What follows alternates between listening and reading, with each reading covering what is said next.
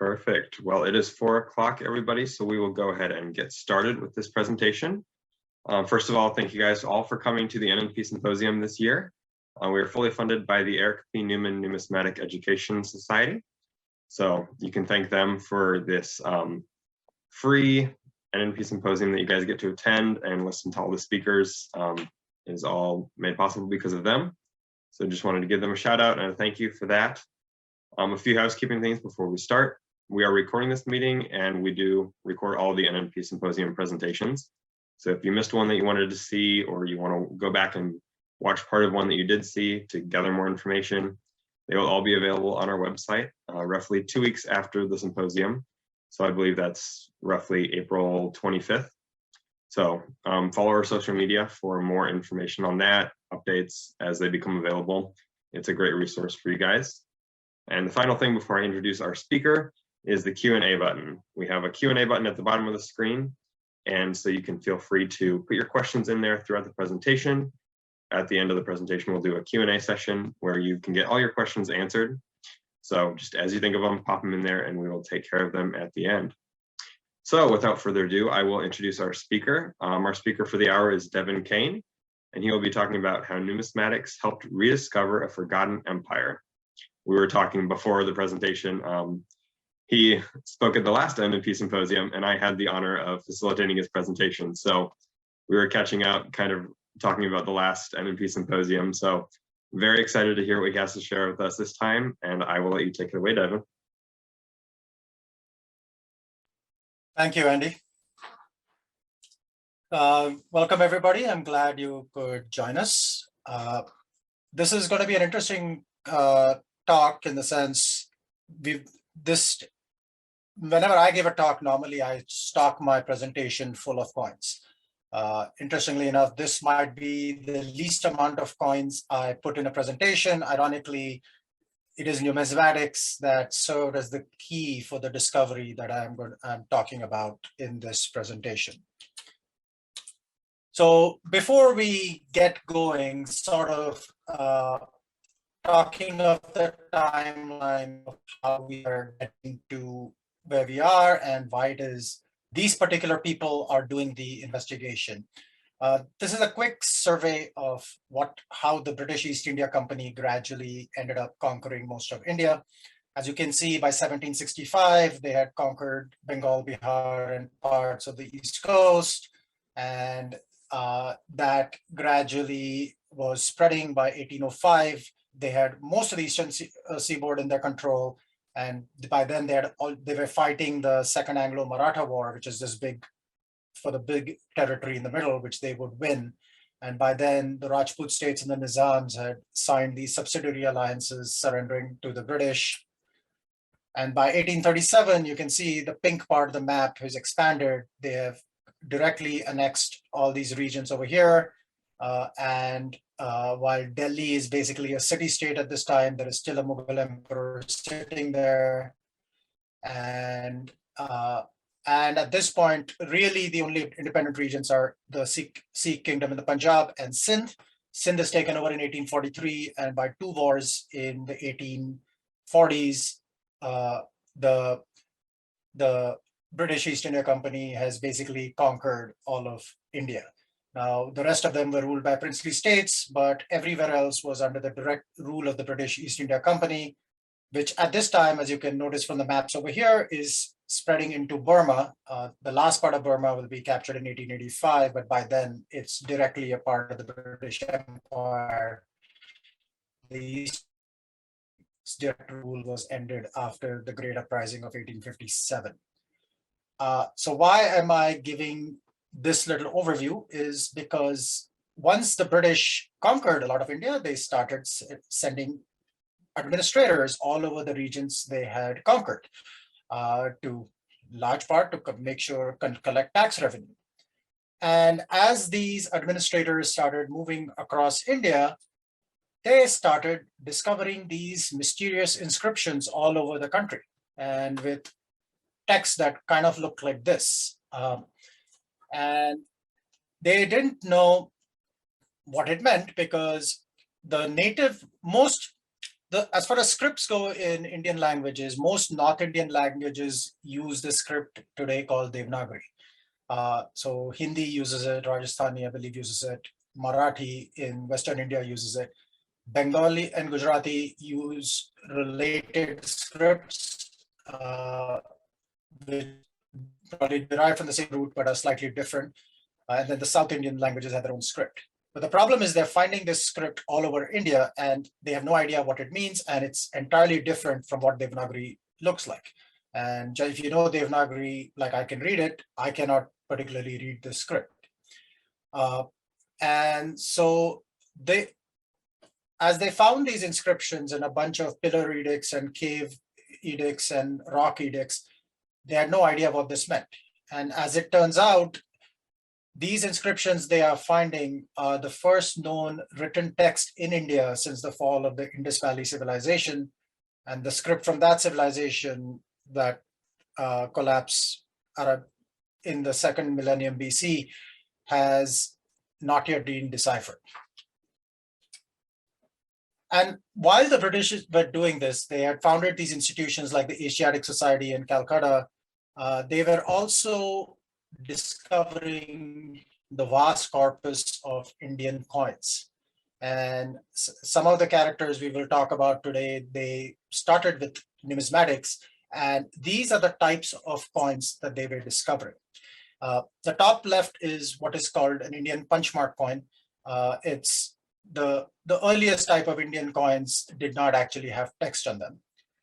The bottom left is a coin of the Indo-Greeks who first had a kingdom in Bactria, which is modern Afghanistan, and then later invaded India, and they issued these coins. As you can see, the obverse is in Greek and the reverse is in another script. The top right, this coin over here is a coin of the tribal kingdom of the Kunindas, who issued coins that were actually inspired in fabric by the Indo-Greeks, but very Indian in iconography. And they actually have two different scripts on it. The first is this unknown script, which was on the inscription I showed you before, and the second reverse following this other script from the Indo-Greek coins. And the last fourth one as an example is the coinage of the Western Kshatraps in Gujarat and Malwa in Western India. And they had like a blundered Greek script on the obverse, and the reverse again is carrying this mysterious script. At this point, nobody knew what it meant. And as the officials of the Asiatic Society were publishing the catalogs, a bunch of British officials all over India were discovering these coins, and they were sending it over to them, which were news for all these scholars that the British were who were discovering all these new things about India. Now, the interesting thing about British India at this point, when the British first came to India, there was a whole class of officials who quote unquote went native, who fell in love with the local culture, started learning Sanskrit, started learning Persian, some of them even converted, started dressing like the locals. And later that changed particularly after the 1830s and 1840s onwards. And actually the first officials in there, it was a man's world. So they often ended up marrying locals. And this is the source of a lot of the early Anglo-Indian communities. Now, a lot of the kids were then sent back to be raised as proper Englishmen and Englishwomen with their grandparents, but you had this sort of hybrid culture where a lot of these people in India were appreciating a lot of the local culture and were fascinated by it and were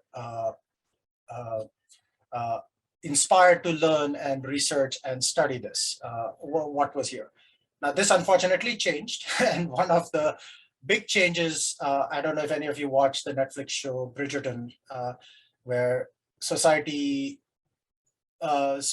parents wanted their daughters and sons to have the most advantageous marriage, and a lot of people realize, hey, these people in India are making a lot of money, and these will be good husbands to have.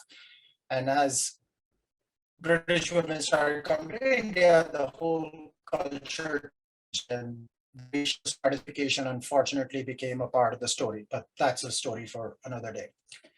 So there are a lot of quote unquote Orientalists who played a part in this role. I'm largely going to focus on two of them because I'm going to leave some of the luminaries like Sir Alexander Cunningham, who is a huge part of the story of Indian numismatics, out of this, because the focus of this talk is dealing with the discovery of these early scripts, which then helped rediscover this empire that had been forgotten. And one of the biggest names in this is James Prinsep, who was the son of a former East India merchant.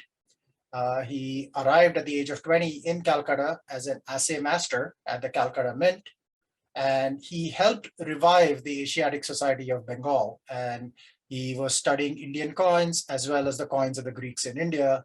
And he was, I guess you could call him a polymath in some ways. He studied and illustrated architecture. He helped restore monuments, designed other civic structures.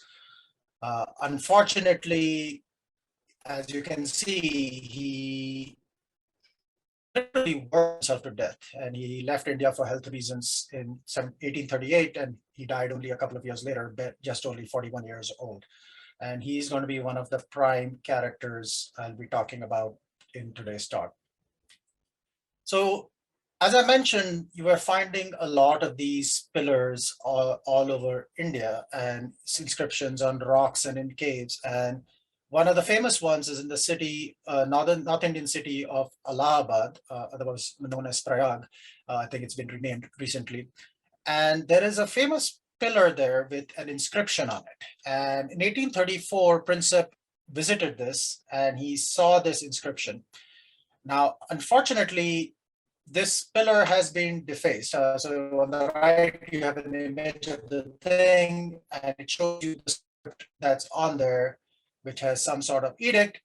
And then in the early 17th century, the Mughal Emperor Jahangir saw this thing and said, hey, this looks awesome. Let me put my own name on it. And so we have lost parts of the inscription because the Emperor Jahangir stuck his own name and his own ancestry on this. But this pillar is important to the story because Prinsep started studying this and he decided to call this script number 1.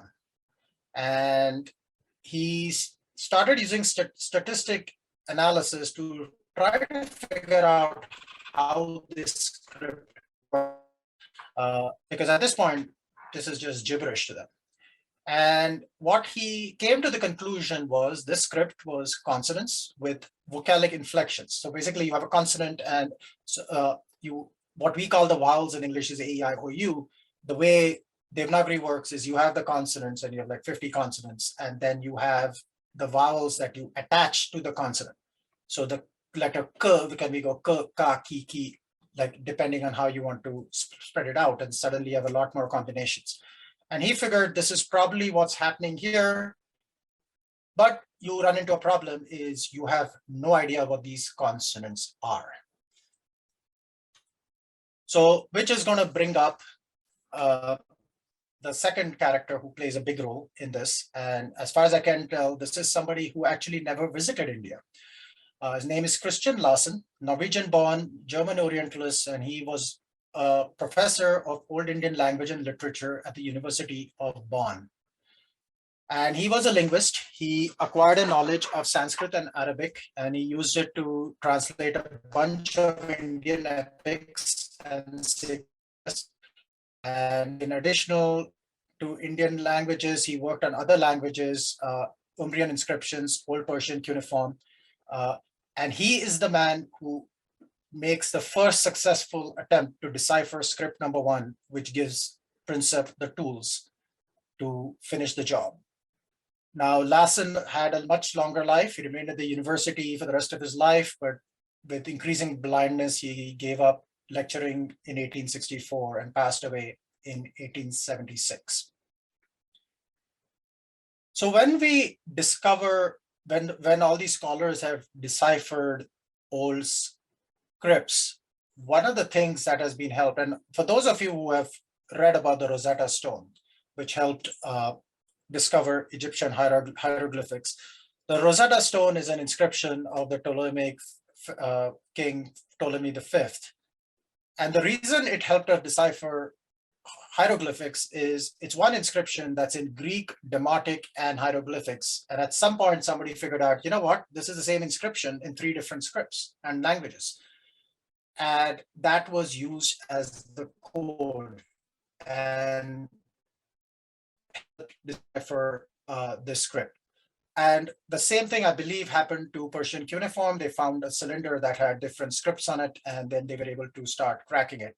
Now, I don't believe that is always the case. The first Greek scripts, linear B, I believe, was deciphered through different means, so that you didn't have a Rosetta Stone-like thing. Linear A, I believe, is not deciphered and yet deciphered. But obviously, your job is much easier when you have something like this that helps you crack the code. So we come up to what is the Rosetta Stone for Indian scripts and Indian numismatics. So this image, and this actually is a picture of the actual announcement James Prinsep used in the Asiatic Society of Bengal in 1836. And a lot of the time frame of what I'm talking about is in these 2 or 3 miraculous years between 1835 to 1836, when this code suddenly cracks and you suddenly start having all these discoveries. So as I mentioned, the Bactrians, the Greeks ruled in what is now Afghanistan, and they gradually pushed into India, and they issued bilingual coins. Now, most of the bilingual coins have a different script, not script number 1. But this is a coin of the Indo-Greek king Agathocles. And Agathocles, his ancestry is a little unknown because he also, we don't know exactly how he was related to a bunch of other kings, but he issued these bronze coins, which are bilingual. And on the obverse, you have, I believe, a lion or a panther, I believe, and then the reverse is an Indian goddess. And when you look at the script of Greek coins over here, traditionally when Greeks inscriptions on coins, they will say Basilius, which is king, and it will be in the genitive case. So it will be Agathocles, of King Agathocles. And that is how that is rendered on each coin. And at this point, this is where Lassen looked at it and he said, you know what, this is probably having the king's name on the reverse, and knowing his languages, he figured out that this is going to be King Agathocles in Indian language, and he Rajno Agathokoliasa. And again, since it's a genitive case in Greek, it's probably in genitive case in the Indian language as well. And by cracking this code, he was able to start collecting the first level of consonants. And as you can see in Prinsep's thing, he starts identifying these particular letters, and this is basically a bit of the eureka moment in where you start for the first time. As I said, you didn't know what these consonants were, and now for the first time you can actually identify some consonants. Now, the other thing I want to point out is this last letter here at the end.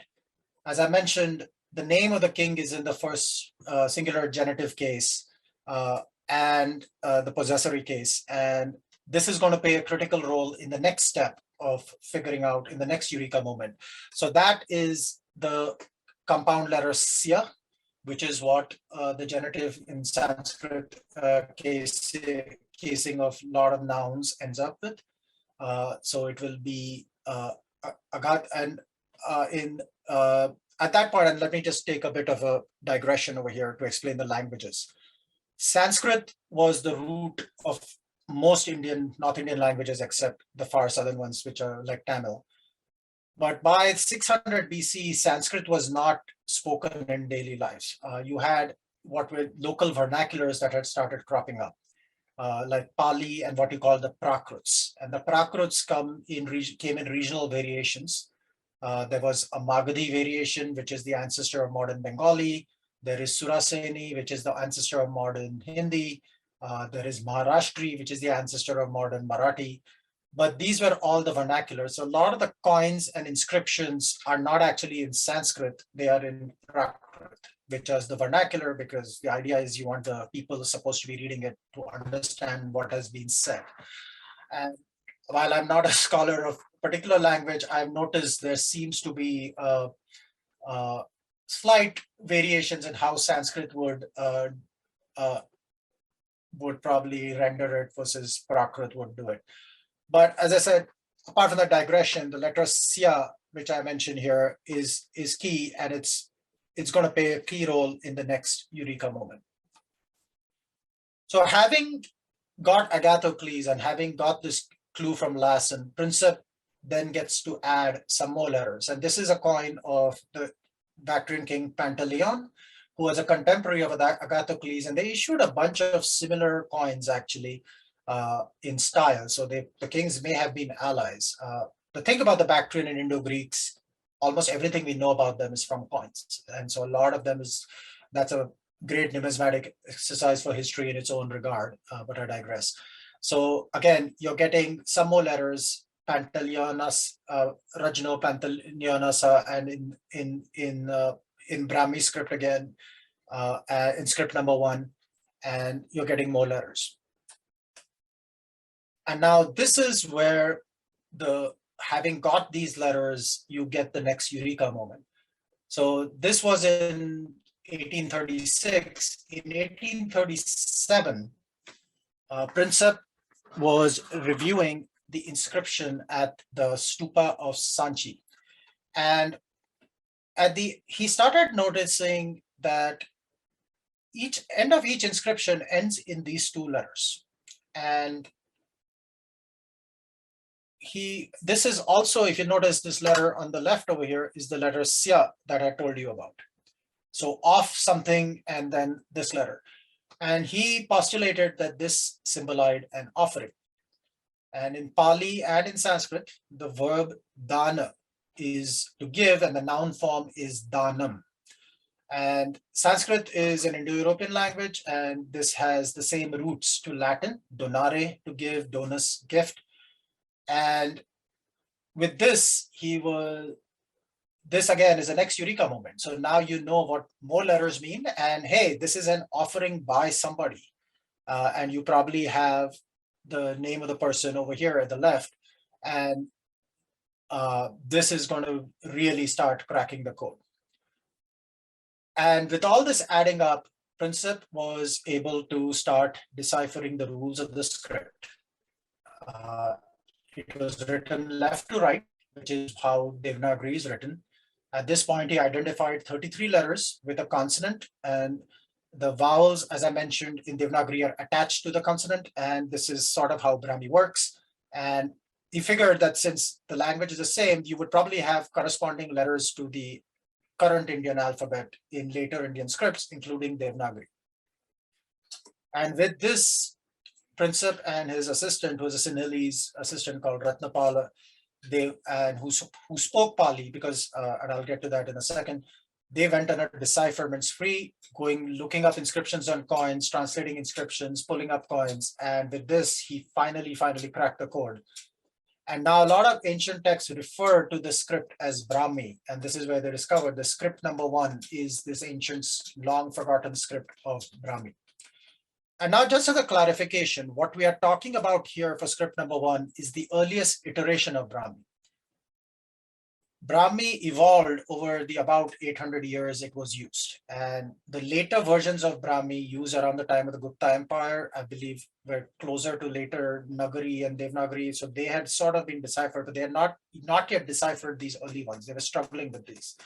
So this really helped identify this text as Brahmi. Having deciphered this script, then comes the mystery. This is going to lead to what is the subject matter of the talk. We have Rosetta Stone helping us read the script. And now as they read the script, they find that almost every inscription of these edicts and pillars starts with Devam Piya Piyadasi Raja Hevam Aha, and which translates to thus spake King Piyadasi. Raja is king, Piyadasi And then Devampiya is beloved of the gods. And this is, remember I said Sanskrit and Prakrit seem to be a little different. In Sanskrit, it would be Priya, and from whatever I've seen, is the R seems to be disappearing in Pali and Prakrit. So one of these days I need to ask somebody who's a scholar why, if that is like a variation in the languages. But all these inscriptions are referring to a King Piyadasi saying something. So who the heck is King Piyadasi? There is no king of that name in Indian texts. And this is where Prinsep got stumped, and this is where Prinsep went off on the wrong angle, because he initially thought that at this point they knew there was a Sri Lankan king called Devampiya Tissa. And in the Sri Lankan chronicle, the Mahavamsa, it's mentioned he had converted to Buddhism because of an Indian king called Dharmashoka. Now, there is an Ashok in the Indian regnal lists, but there's no information about him. So were these the edicts product of a pious Sri Lankan convert? Well, no. Because as he went down this wrong rabbit hole, the same year, a scholar in Sri Lanka discovered this reference in the Sri Lankan Dipavamsa, Chronicle of the Island. Before I get into this, Sri Lanka is unique in that it has a lot of its early history in the South Asian context. There are two big chronicles that chronicle a lot of the early history. The other one is Kashmir, which we'll get to in a second. So there's a lot of Indian history. Unfortunately, there are early sources, the historical records that I mentioned, but you're relying a lot on these inscriptions and a lot of what the rulers said about themselves. To the extent you had people like Herodotus writing about stuff, a lot of these early sources have been lost. But the Dipavamsa mentions, and it gives you a date, 218 years after the beatitude of the Buddha was the inauguration of Piyadasi, who was a grandson of Chandragupta, the son of Bindusar, and at that time was governor of Ujjain. Ujjain is a city in central India. Now, Chandragupta and Bindusar are in the regnal list, as is his grandson. He's not called Piyadasi. Piyadasi, he who regards others with kindness. So what Piyadasi is, and this is one of the more frustrating things if you're following Indian history and coins, it's a biruda, it's an honorary epithet that was used by the rulers. And this is something that can be a little frustrating if you're just trying to decipher an Indian coin, because this is something that happens throughout time. The later Indian king Harsha, he never shows his coins as Harshavardhan, which is what every historical book will call about you. He refers under an alternate name called Siladitya. The whole later dynasty of the Rashtrakutas, almost none of their coins actually use the name of the king. They use these particular titles, and then multiple kings use the same title just to make things fun for you. So this is what Piyadasi is. It's a one of these honorifics. And to the extent Prinsep thought that Devampiya was a unique name for Devampiya Tissa, the same year came the decipherment of the text of the Nagarjuni caves of a king called Dashrath, who also calls himself Devampiya Dashrath. And this, therefore, is not unique to the Sri Lankan king. And so this are the inscriptions in the cave of this king called Dashrath, who talks, again, it's giving a particular donation of this king Dashrath to make it an hermitage for this religious sect called the Ajivikas, who are not around anymore, but were a fairly prominent sect at this particular time in Indian history. So, and before we move on, these inscriptions, as we are now deciphering them, they're also giving us clues to the date of this Devampiya Piyadasi. Because Edict 13, which shows up on a bunch of different inscriptions, conveniently helps us by giving us a reference point. because Devampiya Piyadasi talks about at the same time of 600 of yojanas, or the old Indian measurement of distance, refers to a Yona king. Yona is the Indian version back then for Greek. It actually, interestingly enough, the name from the Ionia, which was the Ionian Greeks in the western part of the Persian Empire, that is the name that was applied to Greeks all the way into the east. So in India, they were called Yona and later Yavana, and that generally means they're talking about the Greeks.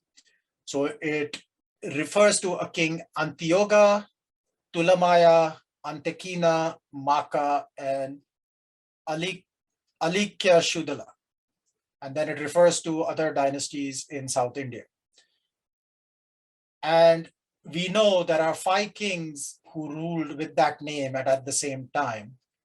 The Seleucid king Antiochus II, the Ptolemy II of Egypt. Now, this can be confusing because the Seleucids and Ptolemies were not very creative in their naming sequences. And Antiochus II was successor to Antiochus I, and all the male Ptolemies used the same name. But there's also Antigonus II of Macedon, Magus, king of Cyrene, which is the eastern part of modern Libya, and he happened to be the stepbrother of Ptolemy II. And generally, the last one is considered to be Alexander II of Epirus, though I have had a friend tell me that he disagrees with that identification. It could be another Alexander who's a tyrant in a Greek city.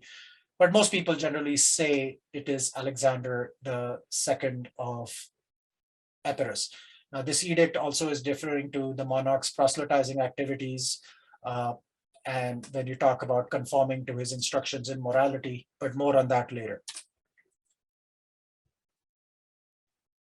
Already, I mentioned Chandragupta Bindusar, and by this point, we know who, based on the earlier Sri Lankan chronicle, who the name of the king is. The next king in the list is the aforementioned Ashok, who I mentioned was the one who had sent missionaries to Sri Lanka to convert the king to Buddhism. And luckily, we now have 2 more inscriptions in Maski, which conveniently, and these are the only ones that actually refer to Ashoka by name. And it's this part of the inscription right here, which actually call him Devampiyasa Ashoka. And the inscription again is referring to Ashoka becoming a Buddhist and giving exhortations to his subjects on following the quote unquote righteous path. Now, before I go on to who is this Ashoka was and what exactly happened with this forgotten empire, I mentioned there are 2 scripts on Indo-Greek coins. One more often used is the second script, which is called Kharosti. Brahmi is the script used most on these mysterious inscriptions, though there are some inscriptions actually in Kharosti as well. And some of the same Ashoka also has inscriptions in Greek when you go all the way up to Kandahar. But Kharosti is entirely deciphered from coins because you have a whole corpus of Indo-Greek and later Indo-Scythian coins that use Kharosti a lot. And this happened almost simultaneously. James Princip, another German scholar, Karl Ludwig Grotefend in 1836, followed by Christian Lassen. So in like 3-year period, all of them deciphered Kharosti. And on the right, I believe, is Grotefend's article deciphering the particular script. And it's very fascinating for me to read something like this from the 1830s, because you look at it and, if you follow these coins, there are a lot of these coins you will recognize in here. So the coins at the bottom right are probably common Indo-Greek, Indo-Scythian coins of the king called Aziz, who's unfortunately mistakenly connected with the 3 wise men. He's not. The square coins over here are very common Indo-Greek coins of Apollodotus II. The coin with the rider is a coin of the Indo-Greek king Philoxenus, who's also, I believe this is a bronze coin of his. This particular type coin was issued by the Indo-Greek king Heliocles II. and so on and so forth. This particular coin over here on the top right, the elephant and the club is Menander. The bottom left over here is, I'm almost certain, is the Indo-Scythian king Maui's. And I think somewhere over here is a coin of his, down below here, this is actually a coin of Maui's son, Artemidorus. And Kharosti is a little different. The script is possibly derived from Aramaic. It's not Indianized, and it's different because it's also going right to left. So it goes Raja ti Rajasa, Muasa Putrasa. Muasa is Maui's, Putrasa is son of. And then it has Artemidorasa. And so basically you read it anti-clockwise, unlike Brahmi and most other Indo-European scripts. So I just wanted to cover Kharosti here because it's a minor part of the story, but it's kind of cool because the whole script is entirely derived and deciphered from coins.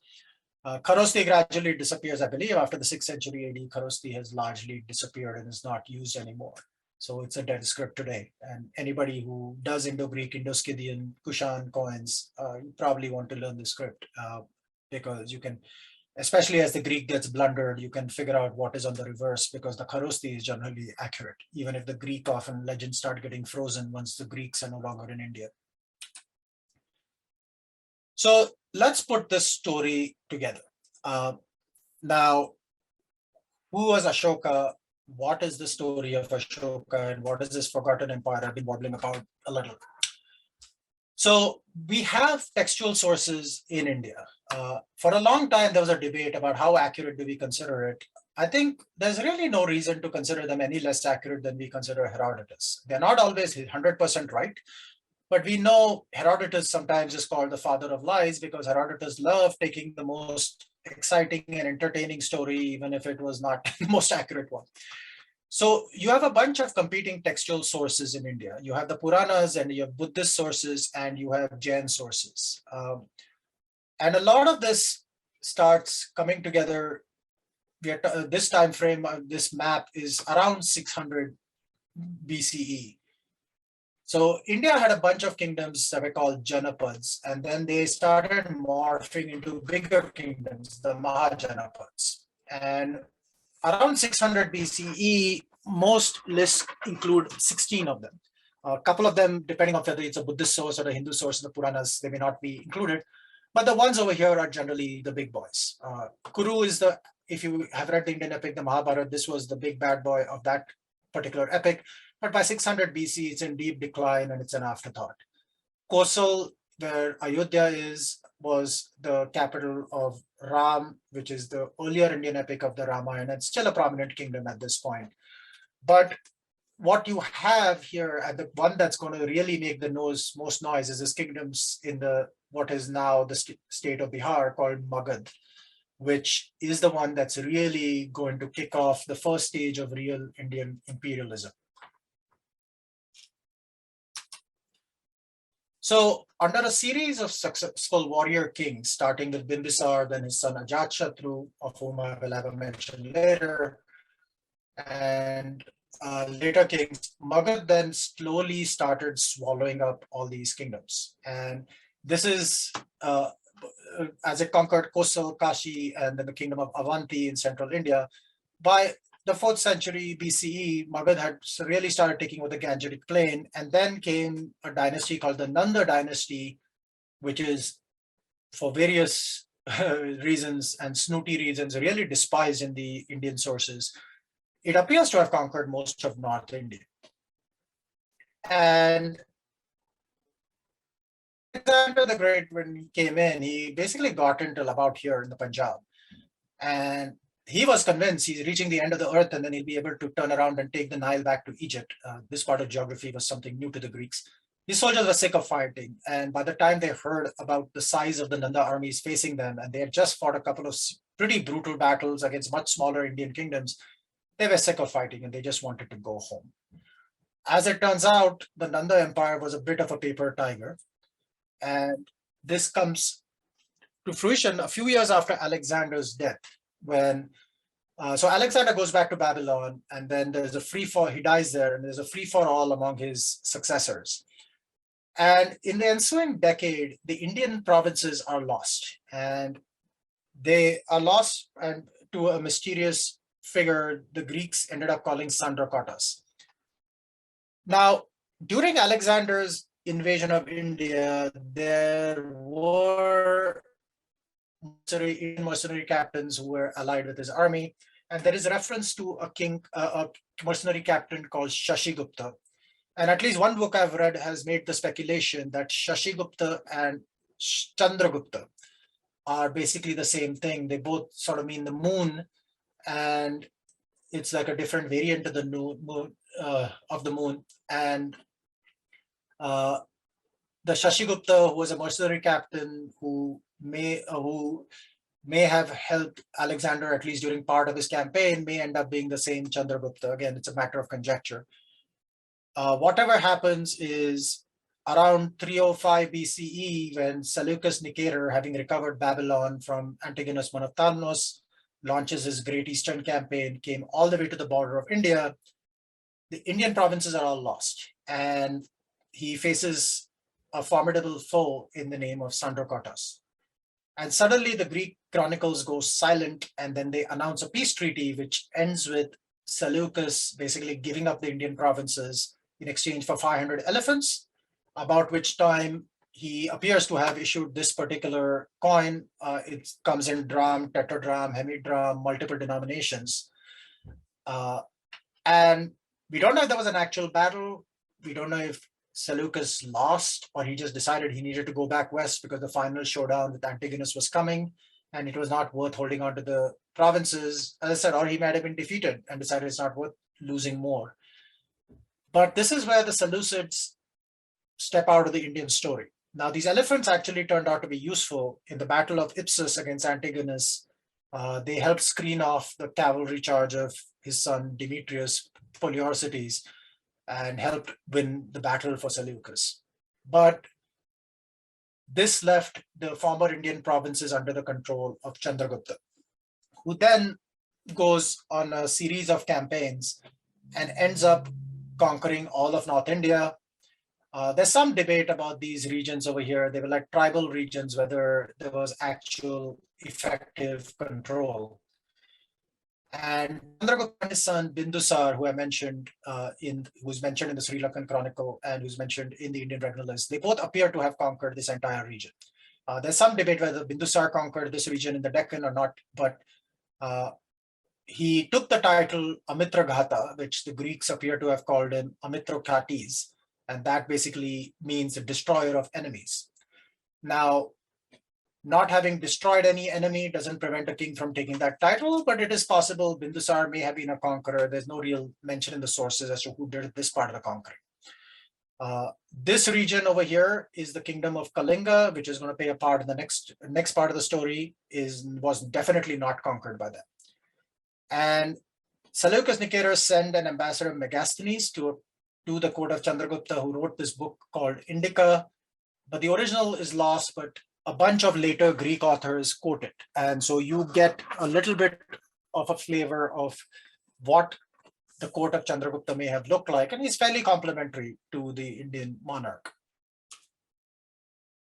Now, Bindusar's death appears to have been followed by a civil war among a bunch of sons. There is some debate, and we'll mention the textual sources in a bit that were discovered later. Ashoka may not have been the heir apparent, and he appears to have been posted out here in the city of Ujjain and then Taxila, but Ujjain is the secondary capital of the Mauryan Empire, and he appears to have been posted there. And when Bindusar died, there was a brutal war of succession among his sons, which ended up with Ashoka taking the throne by force and killing a bunch of his brothers. And after this, I mentioned this region of Kalinga, which is now modern state of Odisha or Orissa.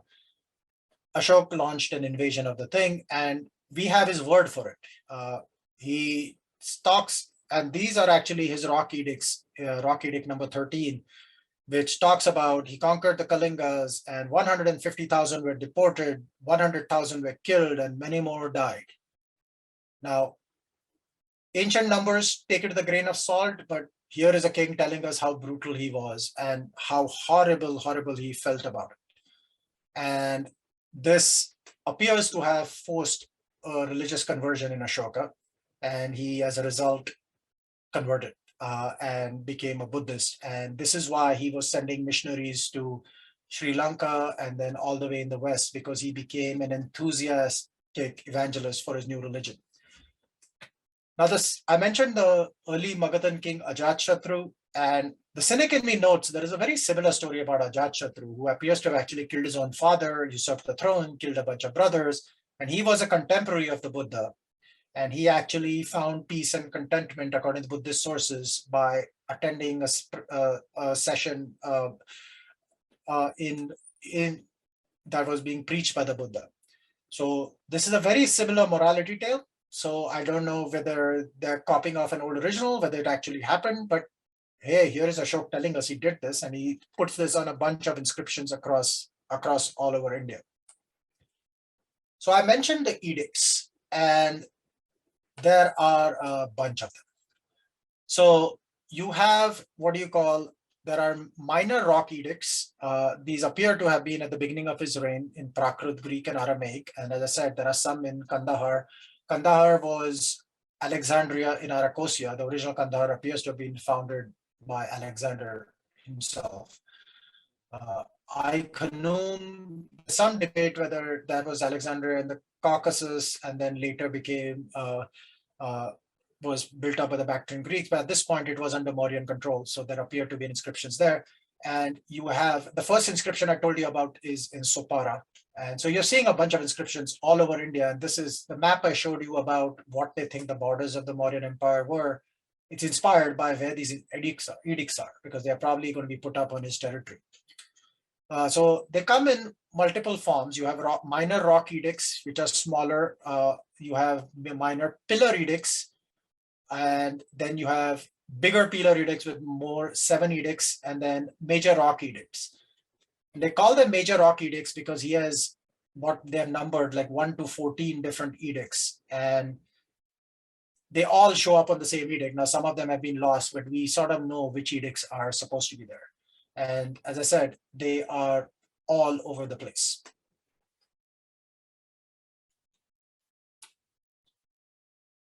So we have, I mentioned Sri Lanka had its own chronicle, Kashmir had its own chronicle called Raja Tarangini and the River of Kings. And it also identifies a named Ashoka, who had adopted Buddhism and had a son called Jaluka. Now we know from other textual sources, Ashoka had a son called Kunala, shows up in the royal list. But Ashoka, the Kalhana, was a Brahmin, appears to be hostile to Ashoka. And this is possibly because of his conversion to Buddhism. And this may explain, when I said this empire was forgotten, why this empire ended up getting forgotten. Because by the 7th century, Buddhism was sort of reabsorbed into Hinduism and dies out as a separate religion in India, even as it has been propagated outside of India. And the Mauryan Empire itself disintegrates pretty quickly after Ashoka's death.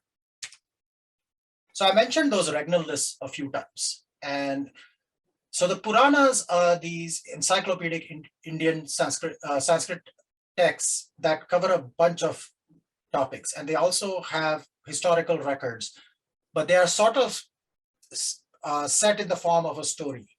Like it's as if something will happen now. So, and now he will happen and he will do this and something of that sort. So these lists give you a bunch of regnal lists. And Ashoka shows up in there as Ashoka Vardhana, Ashoka the Great. But the Puranas are fairly silent about Ashoka, almost as if they want to forget much about his reign. And then after his death, you start seeing a bunch of different kings. This is Dashrath, who appears to have been a grandson of Ashoka. Samprati was another grandson of Ashoka, grandson of the aforementioned Kunala. Samprati ironically appears to have become a Jain. So the religious conversions in India at the time, very similar to like Europe during the 30 Years' War when kings were becoming Protestant or Catholic. And you're seeing a bunch of different lists, and then they all agree on the last two. So what is probably happening here is the Mauryan Empire is falling apart. You have different kings showing up in different parts of the realm. And by the time it ends, it's really reduced to its core region in Magadha. And the sources agree that Brihadrat, the last king, was assassinated by his general Pushyamitra, who then founds the next dynasty. And the surviving textual sources are, as I said, the Mahabhamsa, which I mentioned, and there is another Sri Lankan text called Ashoka Vadana, the narrative of Ashoka, which possibly is a century after his death. Now, both of these are Buddhist-inspired texts, so again, you have to sort of look at the biases of the sources when they come into it. But the Ashoka Vadana, from what I've read of it, it's almost like a pulp fiction sort of story, talking about a king and a queen trying to get a succession of her son, and then getting a son blinded and then being executed by Ashoka. Those of you who follow Roman history, you see later things happening with Constantine and his older son Crispus and his wife Fausta. Things never change. Wherever the empire is, the war of succession happens everywhere. But based on what we find from the Ashoka Vadana and the Mahavamsa, it appears, as I said, you had a whole war of succession, and the last Brihadrata is assassinated by Pushyamitra, who founds a new dynasty, and then the Bactrian Greeks invade India around 180 BC. And so, the empire collapses. Your last major emperor had turned to Buddhism, so your non-Buddhist sources have little incentive to talk about him. And then the Greeks invade all the way into the Gangetic Belt, and the next couple of centuries are pretty turbulent for Indian history until the fog of war clears. And in this period, the memory of this emperor is lost.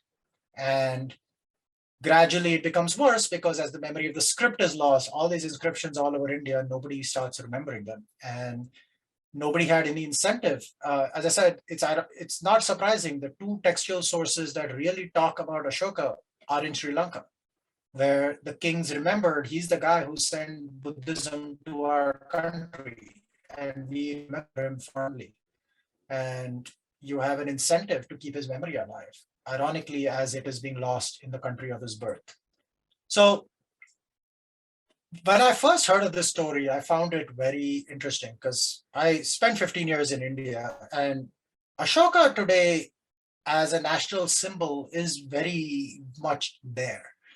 The Ashokan lions were at the top of his pillar at Sarnath. They are adopted as, this is the pillar, it's adopted as the Indian national seal, which has Satyameva Jayate, means may truth be victorious. So that is part of the national seal. Now you look at the Dharma Chakra, which is a very common Buddhist symbol. It also shows up on Indo-Greek coins, particularly those of Menander II. That is now adopted in the center of the Indian flag. The second Indian president, S. Radhakrishnan, he talks about how the philosophical implications of the Ashok Chakra is talking about it denoting motion. There's being death and stagnation, there's life and movement, how it symbolizes how India must move, and it represents dynamism and peaceful change. And the same chakra also shows up in one of the inscriptions that I believe this is at Sanchi, and it's a common motif. And again, it had not occurred to me that this emperor had been forgotten for more than 2,000 years, almost 2,000 years. He's so prevalent in it, like any school kid growing up in India knows who Ashoka is. He converted to Buddhism, he gave up war, he embraced ahimsa. But until Prinsep and company rediscovered him in the 19th century, he was forgotten. His empire was forgotten. And he had basically faded away into history. And to me, that was very, very, very fascinating. I actually heard about Ashoka when I read this particular biography of Ashoka by Charles Allen. And I knew the story about Ashoka and life, and a lot of that biography actually talks about the search for Ashoka and until I read this, this was news to me that, hey, people had forgotten who he was. Before I close out, since I put up gibberish script, you might as well know what it talks about. The first inscription I put up is the one in Supara. It contains fragments of the 8th major rock edict and the 9th major rock edict. And it talks about Ashoka's visit to Bodh Gaya and the Bodhi tree where the Buddha found enlightenment. And he also stresses the ceremonies of the Dharma.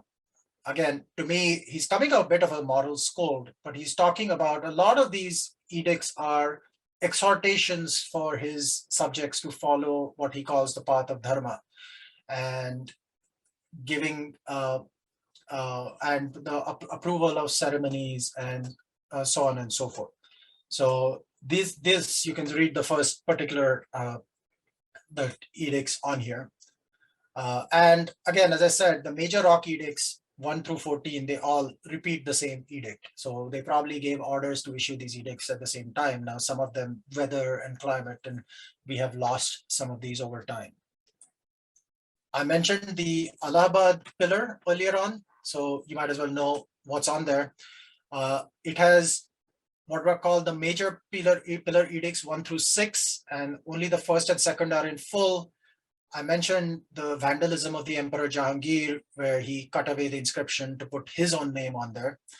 And then the 6th edict is also complete. And then there are 2 other edicts on there, which are quite fascinating, the Schism Edict and the so-called Queen's Edict. And again, the major pillar edicts are similar to the major rock edicts, talking about morality and talking about, again, the pursuit of Dharma, and talking about what does morality include. It includes few sins, virtuous deeds, compassion, liberality, truthfulness, purity, and so on and so forth. And the Queen's Edict is interesting because it refers to Devam Piya Piyadasi, but this is the only one that mentions Karuaki, one of his queens, in actual text form on an edict. We have his queens mentioned in the Ashoka Vadana and the Mahavamsa and stuff, but this is the only one who's actually mentioned on a rock edict, as is the name of the only son of his who's mentioned in the edict. And Tivala, as I mentioned, is not actually in the succession list. So it is possible a couple of Ashoka's kids became Buddhist monks, and one became Sanghamitra, his daughter famously became a nun, and his son Mahendra, and they both famously are supposed to have gone to Sri Lanka to convert the king there to Buddhism. And the Kosambi Edict is also called the Schism Edict. And it also shows the Buddhist clergy at the time, as is the font of any organization anywhere, they were having a schism. And here is the king trying to clamp down on it and clamp down dissension in the order. And basically talking about whoever creates a schism in the order, whether a monk or nun, is to be dressed in white garments and put in a place not inhabited by monks or none. For it is my wish that the order should remain united and endure for long. As we know Buddhist history, this would not always be the case. And even we've seen religious fights in every particular religion. But here's another example from 2,300 years ago of a king trying vainly to bring the monks under control. So that was it. As I said, most scripts require some sort of Rosetta Stone for you to figure out what it is. And what was fascinating is here it came from coins. And for a king who's so prevalent today, it is fascinating to me that this was an empire that was basically lost the mystery of history. When Prinsep and company started looking this up, they were not even aware of what the Mauryan Empire was. They had heard of the Guptas because by then they had deciphered some of these Gupta inscriptions, and they were finding a bunch of Gupta gold coins. As I mentioned, at the time of Ashoka, Indian coins did not put text on them. It was in the aftermath of the Greek invasion is when Indian kings started putting text on their coins. But wouldn't have mattered at this point because we couldn't read it. And we couldn't read it until numismatics help us rediscover this empire that had been lost. And that's it for me. Awesome. Thank you so much, Deven. That was such an interesting presentation, such a wealth of knowledge. And I thought it was really fun to see the connections between like the history that I remember and the history that you just taught us. You brought in the Greeks and the Romans and the little shield that was on the flag. So a lot of really cool connections were made. And so that was really fun. If you guys have any questions or questions you want answered, put them in the Q&A now. I see several trickling in, and I will ask those now. One says, as a linguistic and translator, I found this fascinating, especially with the numismatic link to bring the two great interests together. Thanks for a great presentation. Thank you. Not a question, but a very nice comment. Do they find many Seleucid coins in India? So Seleucid coinage is interesting because the Seleucid Empire came all the way to the borders of Afghanistan. And the son of Seleucus Nicator actually was posted in Bactria as satrap in the last years of his father's reign. So you have Seleucid coinage in Bactria itself, in Ai-Khanoum. To my knowledge, there aren't as many Seleucid coin hordes in India. I'm sure they might have some probably made it across the border in terms of trade, but I'm not aware of as many Seleucid coin hordes in India. Now, this is in contrast to later Roman coin hordes, because it actually became a big economic issue, and it caused a big trade deficit. And ironically, the flood of Roman gold coins in the 1st century AD inspired the Kushans to start their own, probably inspired the Kushans to start their own gold coinage. And so Roman coins show up a lot, but Seleucid coins are there. I'm sure they are there, but it's not as common yet. Because again, the Seleucids, what happened is by 240 BC, Bactria and company had broken away. And so the Seleucid reach in the east was fairly small. And so you see Bactrian coins in India and Indo-Greek coins for sure in India. But the Seleucid foray into the east and the control in the east was 20, 30 years. So that's probably why you don't see more of them there. Okay. There's another comment. Deven, you outdid yourself again. Just loved it. Thank you. Thank you. A question. How did you first hear about and become interested in this topic? Yeah, so as I mentioned, this is the biography I was reading, to the extent, can people see it? Hold it up a little. Get in the map. Okay, here we go. There you go. Ashoka, The Search for India's Last Emperor. Like, as I said, I've read biographies of Ashoka before. This is the first one that I read that actually went through the whole principle, and it goes into a lot more detail, which I thought were not essential to the discussion today, because I was focusing more on the early part of the discovery of Brahmi and stuff like that. So, but that was the first time I was like, oh, this is interesting. I'd not even thought about that. And again, you spend 15 years in India, you know who Ashoka is, but the fact that people had forgotten the Mauryan Empire didn't even exist. And the Mauryan Empire is interesting because it's one of the few empires that covered most of India. So the Gupta Empire directly controlled most of North India, and they had sort of nominal submission from kingdoms in the south for a period of time, but they never really had direct political control south of the Vindhya Mountains. The Mauryans, and then later briefly the Delhi Sultanate, and that fell apart in 20 years, and then the Mughals briefly, and that quickly fell apart. They're the only three ones that were all the way across the subcontinent. And the fact that this was forgotten was just fascinating to me. Yeah. Really interesting. There are no more questions at this point. So if you guys have questions, put them in here shortly because we will start wrapping up. Yeah, I'll give it a little bit, see if anyone has any questions. Sounds good. How did you learn about the topic?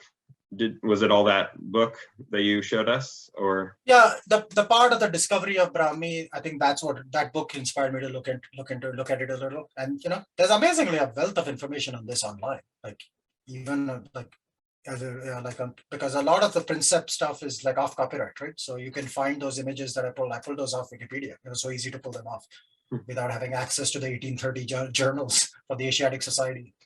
The internet makes research so much easier. Yeah. Yeah, it does. Okay, well, I do not see any more questions, so we will wrap up. But thank you again, Deven, for all the Thank you. information and for your time volunteering to present today. I really enjoyed it, and thank you everybody for coming and listening. We hope you enjoyed it, and we hope you tune in to some more NNP Symposium presentations. We have one more tonight at 5:30, and then I believe 6 of them tomorrow throughout the day. So we hope to see you again at another one, and thank you, Deven. Thank you, Wendy. Thank you, everybody. Bye.